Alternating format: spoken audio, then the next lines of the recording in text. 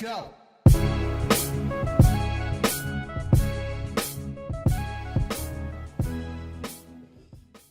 Hello and welcome to the PRCA Fuse podcast, the podcast for people with a passion for comms and PR.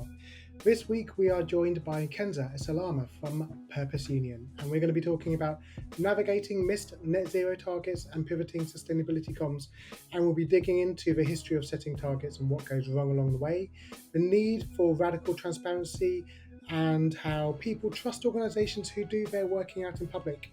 The roles that employees and third parties have in driving change, and the complexities around measuring impact in sustainability comms. Enjoy. Hi, thanks for joining us, Kenza. Thank you for having me. Before we start, can you tell me a little bit about you and your role at Purpose Union? I certainly can. So I'm a communication strategist. I specialise in ESG, climate and human rights.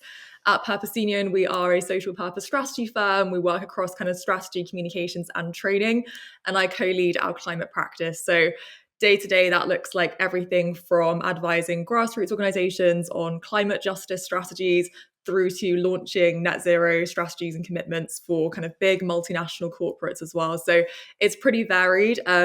We also do a lot of work on narrative building. I've recently finished a project working with the Grantham Institute at Imperial College London, looking at developing a new narrative for their climate scientists to talk more effectively around the 1.5 limit. So lots of different things that we do at Purpose Union. We're also very focused on the role of kind of Gen Z and millennials leading our transition into kind of purposeful work, responsible business, and kind of the net zero transition as well. So a real passion area of mine too. Before I was at Purpose Union, I worked for an environmental think tank leading digital communications and started my career really advising clients on gender and global health. Wow, that's a lot. It's been busy. It must keep you busy. And we're here today to talk a bit about net zero commitments, but actually what happens when people or companies are having to pivot away from their original intentions. Can you help us? Can you help us understand the problem here? Could you help us? Are there any examples of companies that have set targets, or what's happened here? Because I feel like the conversation has changed from over the last 10 years, from when lots of companies were making commitments, to where we are now. Yeah, absolutely. So to set the scene, I'll take you back to around 2019. This was a year where many companies set their very first net zero strategies, and they did that with big launches, punchy targets. We saw the emergence of roles like the chief sustainability officer, and there was just a general sense of kind of excitement and momentum and energy around this work. We then cut to this year, 2025, and we are seeing, as you've outlined, kind of many companies now actually having to do that hard thing of taking a sort of step back and admitting that they haven't quite achieved the targets they set out in 2019 or around that time. So they're having to now reckon with this reality that they were either overly ambitious with those initial targets, or they just didn't allocate enough resource or kind of the right infrastructure to deliver them. In between, obviously, those years, we have had a huge amount of kind of global upheaval, from the COVID pandemic to increasing geopolitical tensions, wars, the rise of kind of online hate and cancel culture. There's been a lot to grapple with, and I think it has meant that net zero has kind of gradually perhaps kind of fallen in and out of the agenda for corporates in particular. The PR challenge then really is ultimately having to figure out how to communicate some of these kind of setbacks and rollbacks without compromising your kind of integrity and reputation. But I'd say kind of the wider challenge here is also thinking about not letting down your current employees, your future employees, and society at large, really, when it comes down to tackling one of the most important challenges of our time, which is, of course, tackling the climate crisis. So these are really big and complex issues that we're grappling with. It's very much kind of riddled with a sense of the unknown right now as well. And I think it's meaning that a lot of organizations and corporates, particularly that we're kind of speaking to right now, are really quite scared to kind of start publicly speaking out about the fact they've not achieved some of these commitments. And you asked about kind of specific examples. I think an interesting one, kind of a big player, is Unilever. So they obviously have kind of built their sort of brand and reputation for several years now on being kind of a pioneer in the ESG responsible business space.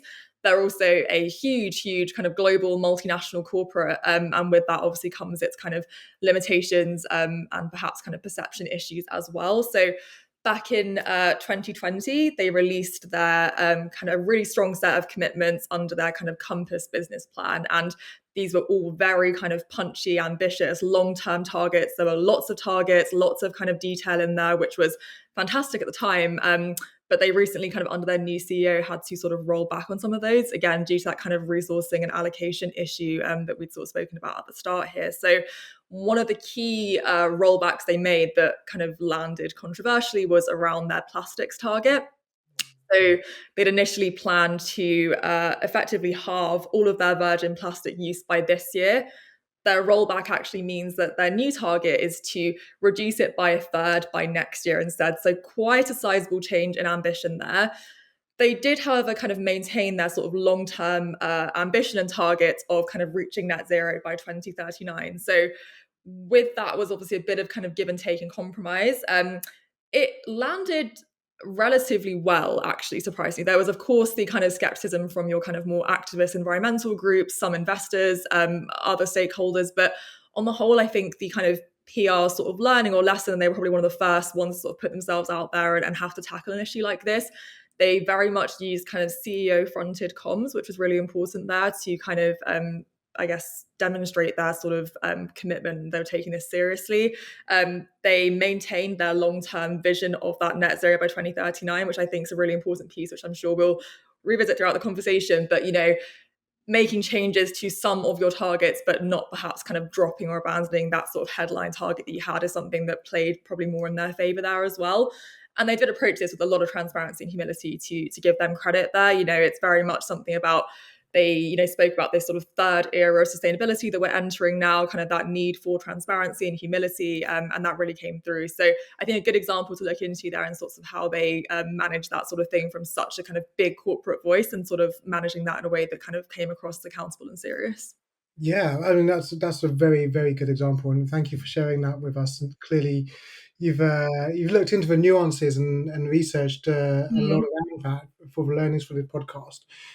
In that situation or in situations like that, do you think that it's the targets that were incorrect when they're being set, or is it purely a change of circumstance, which means they're not able to reach them as when they said they were going to reach them?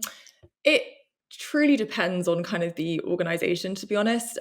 In my experience, kind of working with a range of organizations on this sort of work, some of them kind of when they reflect, and we've had these conversations with teams before, they look back at sort of 2019, 2020 sort of time, and they were again sort of moved by that momentum and energy around this work, and they wanted to make those kind of big commitments. And there was a degree of kind of hopeful sort of optimism around how they might get there. And simply put, I think the data just wasn't quite there for a lot of them. They didn't really have any sort of data sort of baseline against, which was quite difficult for some of them. So they were making fairly kind of not quite a stab in the dark, but they were sort of thinking about how to reach targets, 20 years down the line without quite knowing exactly what tech would be there and kind of, making a few bets essentially on sort of what might happen in the future.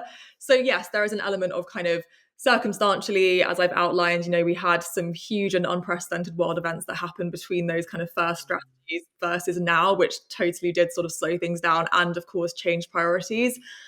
I do think kind of now as well, I mean, we are still broadly seeing a big commitment to kind of purpose, responsible business across our kind of client base and organizations that we speak to.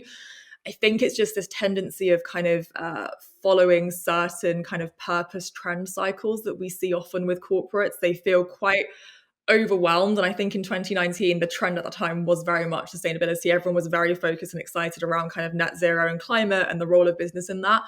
When we got to kind of the COVID years, we then seemed to see a pivot towards kind of, the murder of George Floyd. We saw kind of racial equity, racial justice become kind of front of mind for the majority of corporates. And it was almost, they couldn't quite see how they could do all of these things. And they kind of almost dropped slightly on their net zero ambition, pivoted to kind of racial justice, social justice, rightly so, of course, to kind of commit resource there, but not necessarily at the expense of kind of their previous work. So we kind of see this tendency towards kind of going towards whatever that big sort of social trend or moment is of the day.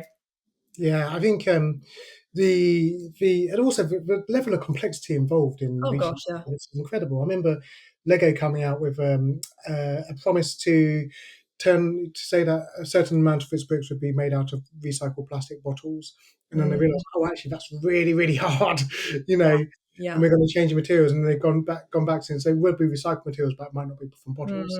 Mm, But the strategic intention is there, and they kept true to that, and that's what you talked about with mm, Unilever as well. You know, the long term strategic goal is still yes. very very true. What when a company realizes that you know what, I'm a bit unstuck here. This isn't going to be as easy as I thought it would. Mm. What's the first piece of advice you give them? You need to embrace radical transparency right now, is that piece of advice that I would give. We are completely in a new era of sustainability where we are navigating the unknown. There is still a lot of complexity, as you say, around these issues.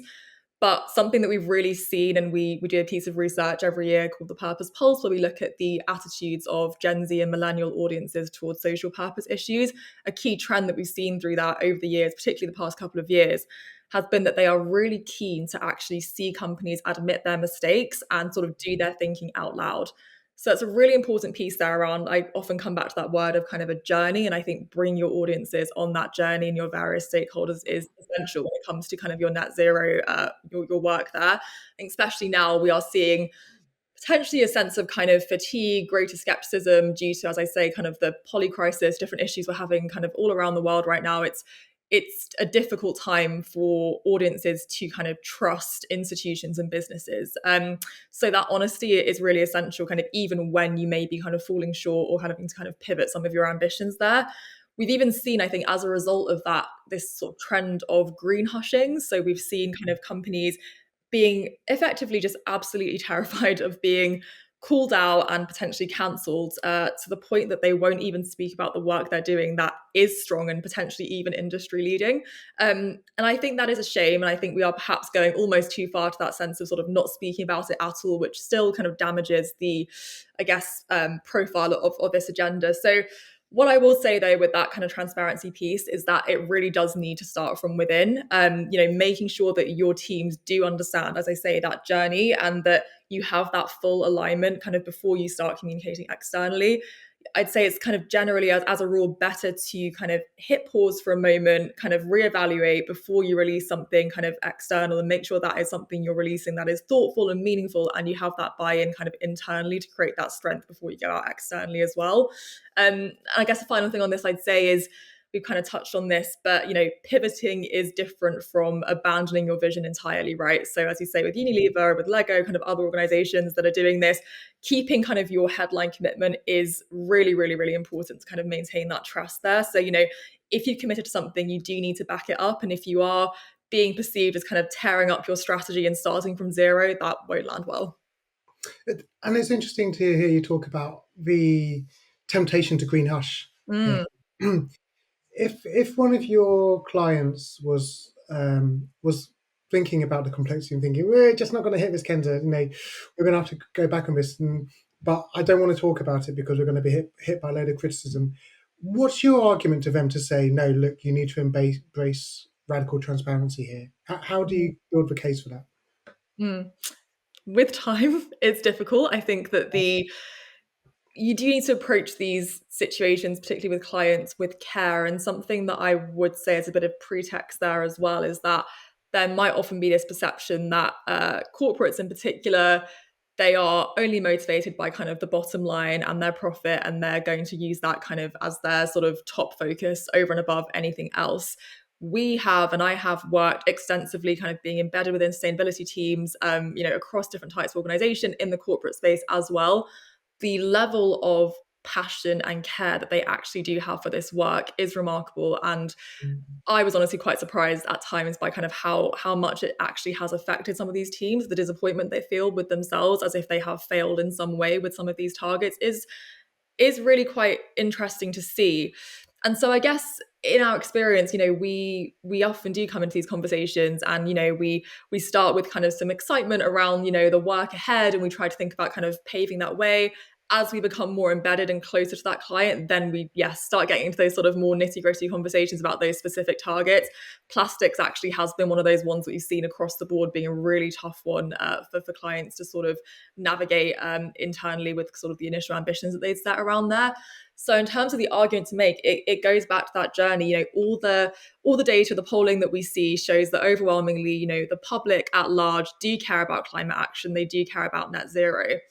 They have waning levels of trust in institutions and businesses.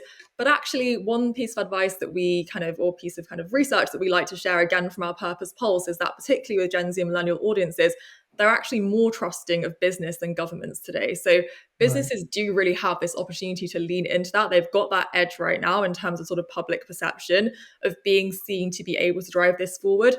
And importantly, no one has all the answers on this. So if you can put yourself out there transparently, carefully, of course, but transparently, as being on this journey, as wanting to kind of collaborate, form coalitions, partnerships, learn from others and build those solutions together and that kind of collective action piece, I think that's golden. It's something different. I think as a society at large, we want to feel that we can sort of see a bit more of a human side, some of these more kind of corporate, multinational kind of fronts that we see. And I think that journey piece is a really great way to sort of break down some of those barriers, admit that there are things that are hard, there are mistakes being made, but what are you doing to kind of course correct? And I think being able to communicate that really clearly, having done your kind of internal hard work alignment, I think it's a really, really strong opportunity. And you talked a bit about coalition building there as a strategy. And can you tell us a little bit about how the kind of different touch points of a business can really, really help drive comm strategy? Everything from employee communications to what people are posting on LinkedIn, right through to engaging even their competitors. I'd love to hear your views around all of this. Yeah, definitely. I think there's sort of two pieces you touched on there in terms of kind of those internal voices and then perhaps kind of external collaborators or partners as well there. So I'll start with kind of internal stories, sort of employee voices. Something that I'm a real advocate for is doing a bit of internal team PR. So we've worked with a lot of organizations where we work directly with their sustainability teams. And one of their key feelings is that they're not quite understood by their colleagues and teams around them. So we've done some work before with organizations to almost give them a kind of mini internal narrative and a way to sort of present themselves to their colleagues, understanding kind of what their role and remit is, but then the rest of the business, the rest of that corporation, kind of what their roles are in this agenda as well. So there's a lot of work to be done, I think, internally to ensure that, first of all, everyone does see sort of where they fit into the kind of updated net zero strategy or to their wider kind of sustainability, responsible business agenda. I think once you've kind of established that and you've done that kind of internal sort of role setting and storytelling piece, there's of course a lot you can do to sort of bring those internal voices out into kind of the external world as well. And one of the important things here is I mentioned kind of the emergence of that kind of chief sustainability officer role that we saw back in 2019. There's often a tendency to kind of only put that person or your sustainability lead kind of in front of external audiences as your kind of de facto spokesperson on sustainability. Actually, I wouldn't advise on that strategy. I think they absolutely have their role to play. And of course, sometimes it makes a lot of sense for them to speak out on some of those more kind of technical issues. But actually thinking about the range of voices you have, absolutely have your CEO out there. I think that's really powerful and impactful, particularly when communicating some of these sort of rollbacks and setbacks that you may have been experiencing internally.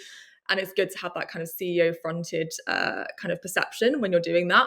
But also think about those other voices that are happening, your kind of operations teams, your estates teams, people who are actually kind of on the ground dealing with quite a lot of these challenges and supply chains and thinking about kind of day-to-day operations, as much as your kind of your comms teams, your HR teams, everyone has their role to play in this. And I think that flexing kind of who you use as a spokesperson and actually making sure that you are using people for the right moment at the right time who actually have kind of the day-to-day experience of implementing this and who can sort of speak to that piece of, it's not just the sustainability officer or executive's role to deal with this. Everyone has their part to play. So I think that's a really great kind of message to send out, that your entire company is invested in this and they're all kind of playing their roles. Broadly as well, to return to some of our Purpose Pulse research at Purpose Union, we found across the board that, if your organization takes kind of concrete social purpose actions and are perceived to do so by your staff, Gen Z and millennial employees are actually 40% more likely to recommend your company as a place to work as well. So if you do have that kind of credibility internally and you've taken the time to sort of establish that, you're actually building an amazing sort of network of advocates who will naturally and organically speak out kind of in favor of your company, encourage people to kind of join you in the future, consider your company as a place to work. So there's a huge array of benefits to doing that, really. You also kind of touched on sort of partners, coalitions, collaborators, and just kind of briefly on that, I think that the role of kind of third-party external advocates as being sort of independent vindicators of your action is absolutely essential. We've worked with a number of organizations, particularly one in kind of the food and hospitality space, who employed a leading climate academic to kind of verify some of their net zero work externally and act as a spokesperson.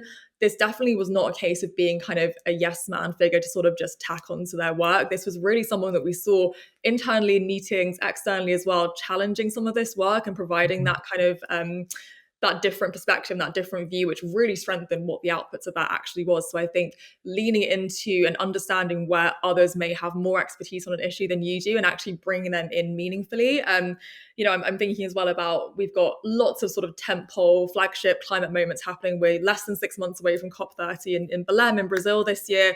We're going to see a lot of corporates and organizations, maybe going there or engaging from a distance, hosting a couple of kind of the same old sort of webinars or panels or sponsored pavilions.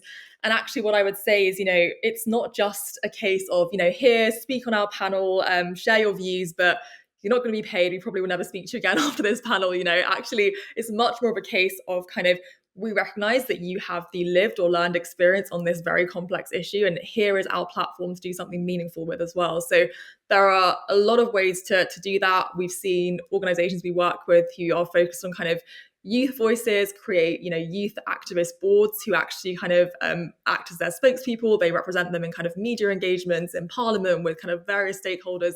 And you get that real sense as an audience kind of member of that organization that they really are kind of practicing what they preach there.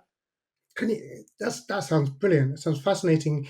Can you elaborate a bit more about the youth voices? I'd love to hear more about that work.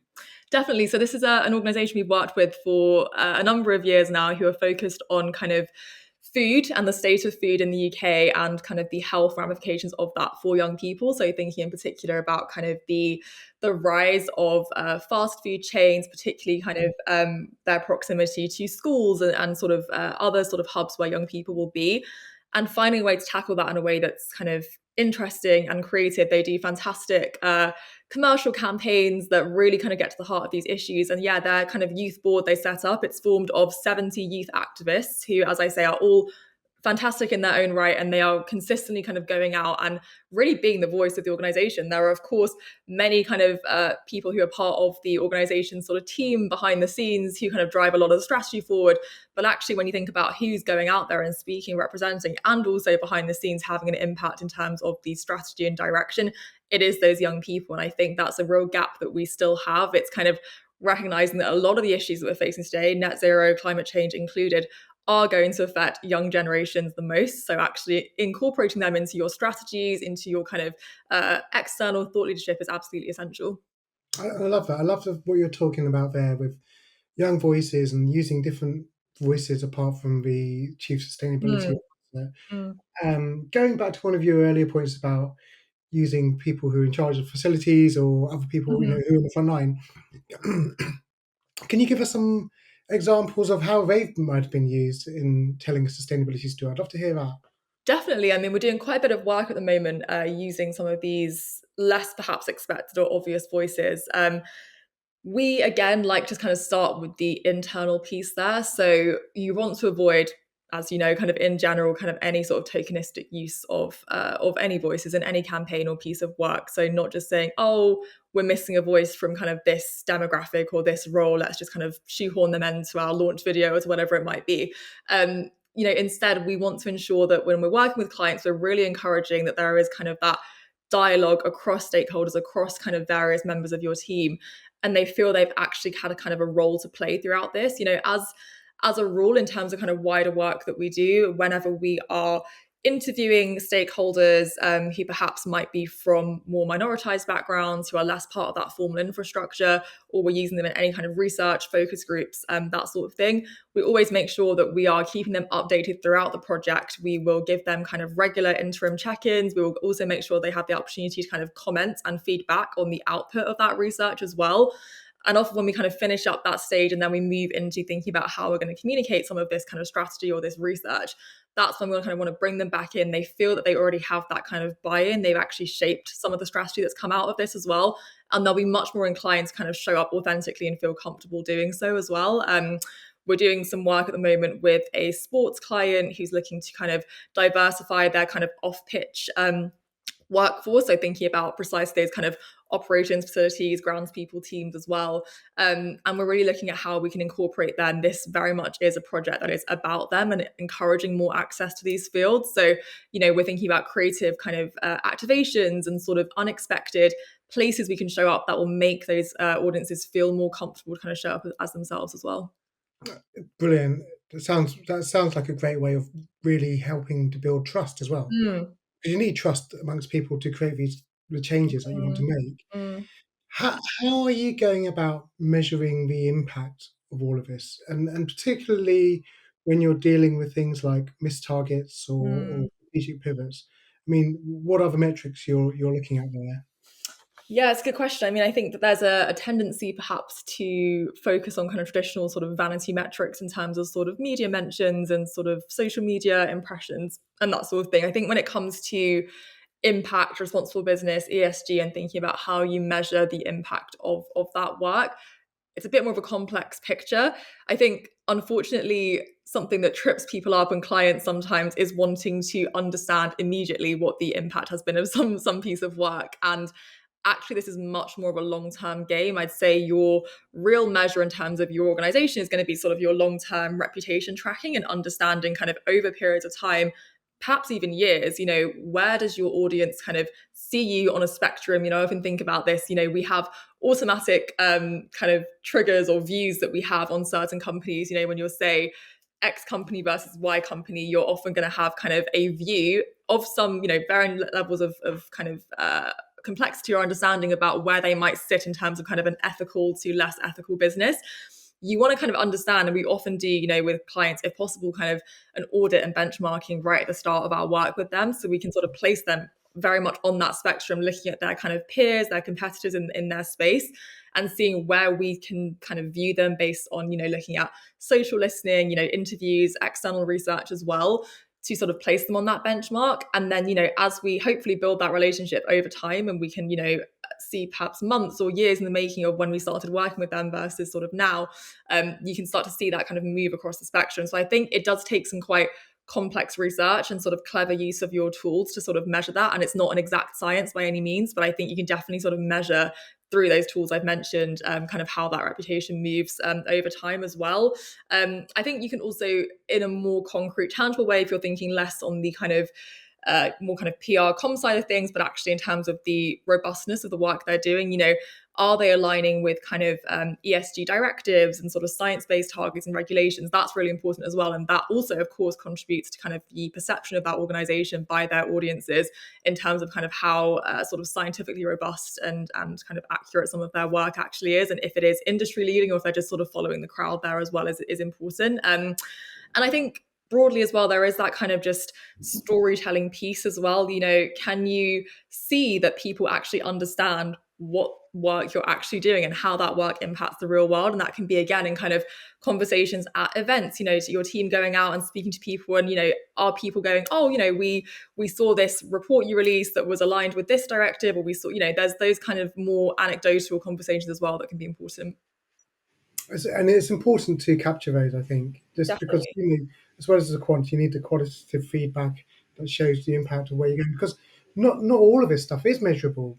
Some of it is, you can't measure the reach, for example, on dark social WhatsApp groups and that kind of stuff. Exactly. Those might be some of your most important channels to Mm-hmm. influence Mm-hmm. change, right?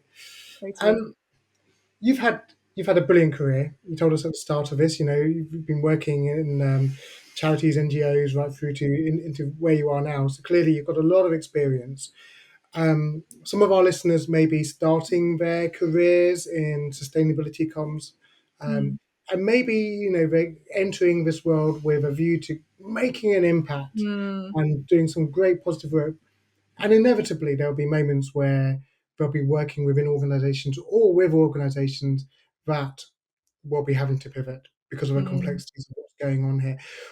What advice would you give these people to, Mm. keep going? Yeah, great question. I mean, let me start by saying it is an incredibly interesting and rewarding job, and it is a fascinating time to be doing it. And there's nothing else that I'd rather be doing. Doesn't mean it's not without its challenges, though, as you've outlined there. I mean, the first thing I would say, kind of more broadly, is to really embrace your perspective. As I've said, it's no secret that the youngest and future generations will be the ones to bear the brunt of the climate crisis and other issues as well. So, if you are a young person considering a career in net zero and sustainability, lean into that because that is your strength and it's what gives you your right to be at this table. You might not have gone to every COP or met world leaders yet, but you will. And no voice is more needed than yours right now. So I think first of all, try to remember that in terms of those conversations you're having. It can be quite daunting. There is absolutely that sense of imposter syndrome sometimes in the rooms that you'll be going into, but really lean into kind of your perspective as a young person. In more kind of practical terms, I'd say it's important to understand your role as a sustainability communications professional. You are a translator and a conduit. And by that, I mean you are going to be every day grappling with really complex science, with ever changing kind of policy and regulations and directives. Your job is to take that and communicate it to highly disparate audiences who all have very different needs and expectations.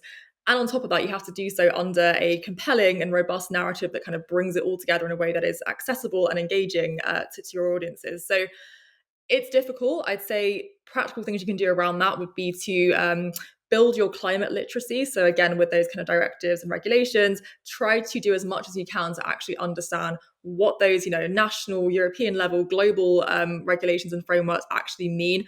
Who's involved in them? Are they legally binding? Are they not? Understanding kind of some of that science and technical language is really important for you to then be able to go and communicate that in a way that is accessible. On a kind of softer skills side, I'd also say take every chance you can to practice and hone your stakeholder influencing skills. As I said, you'll be going into a lot of potentially quite scary rooms with people who might have kind of preconceived notions of how to tackle certain issues. And again, it's about leaning into kind of your unique value as a young person, as an expert in sustainability communications, and being able to kind of persuade and convene and negotiate and kind of get those outcomes that you believe will be kind of most beneficial for the organization. So any chance you have to practice that, I would definitely take it. And yeah, I mean, absolutely prepare yourself for some levels of disappointment and ambiguity. This is an ever-changing field. There are different things and challenges happening every single day. No one has all the answers, and I mean no one. So, try to embrace that ambiguity slightly. And absolutely, you're going to be involved in projects where maybe the outcome isn't quite as ambitious as you had set out for it to be. And it's again going to be how to sort of pivot and navigate that and still try to be that voice that does drive forward that ambition, doesn't let it go. Yeah, and clearly you've been doing this job in a high level during a period of quite Mm. significant change over the last few years. As we look forward towards 2030, what do you see as the biggest changes or trends around sustainability and communications and PR? Mm. I'd say sort of three key trends would come to mind here. I mean, the first, as we've mentioned quite a few times, is this increased demand for radical transparency. I think this sense of a journey, bringing your audiences along with you on it is going to be absolutely essential. As I've mentioned, there's so much research that we have seen and that we have produced that goes to show that kind of particularly young audiences are going to demand a lot more from businesses, from governments, from institutions when it comes to net zero and other social issues. So starting that now and building a reputation as a transparent organization is critical. The second, I would say more technically, will be kind of greater scrutiny over the more kind of complex areas of this work, like scope 3 emissions, for example. So your kind of supply chain, indirect emissions is going to increase. It's one of the areas that has kind of the least data and clarity around it right now, but it is the one where most organizations are starting to kind of struggle and have to sort of rescope their ambition around it. So I think that scrutiny piece will definitely increase, and that will go along with the kind of the radical transparency that I've set out already. And finally, I mentioned this, but I think that the role of Gen Z and millennials, younger audiences, is going to become absolutely essential. It's already, we're seeing millennials start to take those kind of seats of power, to move into positions in politics, in business, where they are starting to have that influence and sort of drive forward this agenda. So I'd say watch out for Gen Z and millennials. They are coming. And I think that, you need to be prepared in your organization to take their voices seriously and understand their perspective too. They will be kind of our future leaders. They're already our leaders. And yeah, I think that's a really essential piece for you to bear in mind moving forward. Brilliant. Thank you very much. And if people want to find out more about your work and this pulse research that you mentioned, where can they go to find out more? If you go to purposeunion.com, you'll find lots of information about our fantastic team, our services, and there'll be a link there to our Purpose Pulse as well. Amazing. Thanks for joining us today. Thanks very much.